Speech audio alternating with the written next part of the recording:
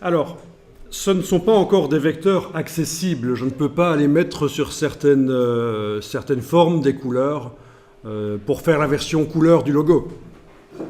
Donc, une fois que la vectorisation, vous l'avez bien travaillée, vous allez sortir de la vectorisation, c'est-à-dire transformer ça en vecteur en faisant objet vectorisation d'image décomposée. Alors chaque fois que vous voyez dans Illustrator le mot décomposé, ça veut dire que vous passez d'un état où on peut modifier les choses avec des curseurs, c'est dynamique, vers un état figé des vecteurs. Mais c'est intéressant parce que les vecteurs, on peut faire des choses sur eux, qu'on ne peut pas faire quand on est dans un système dynamique comme une vectorisation. Objet vectorisation d'image décomposée, c'est des vecteurs. D'ailleurs, si j'y vais avec la flèche blanche, là, voilà, avec la flèche blanche, vous voyez, c'est des vecteurs.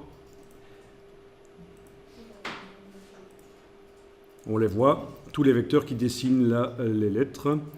Avec la flèche noire, ça sélectionne tout. Avec la flèche blanche, ça sélectionne seulement certains points que je peux aller bouger éventuellement. Tiens, si je prends ça par exemple, soyons un peu fous, j'englobe ça, vous voyez? Et je tire.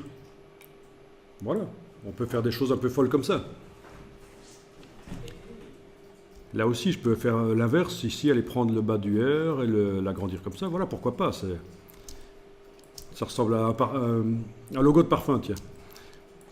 Pourquoi pas. Ouais, je me dis, tiens, les lettres S, Y, S ici, il faudrait qu'elles se rapprochent les unes des autres. Alors regardez ça, parce que ça, c'est vraiment de l'utilisation basique de Illustrator. Depuis la première version, ça fonctionne comme ça. Vous avez donc affaire à un groupe. C'est ça que la décomposition, la vectorisation vous a fait. C'est un groupe. Si vous ouvrez le groupe, vous avez tous les petits vecteurs qui sont là, sélectionnables. Et on peut aller éventuellement sélectionner certaines lettres avec la cible, je vous rappelle, hein, on n'est pas dans Photoshop. Hein. Donc c'est avec la cible qu'on va sélectionner.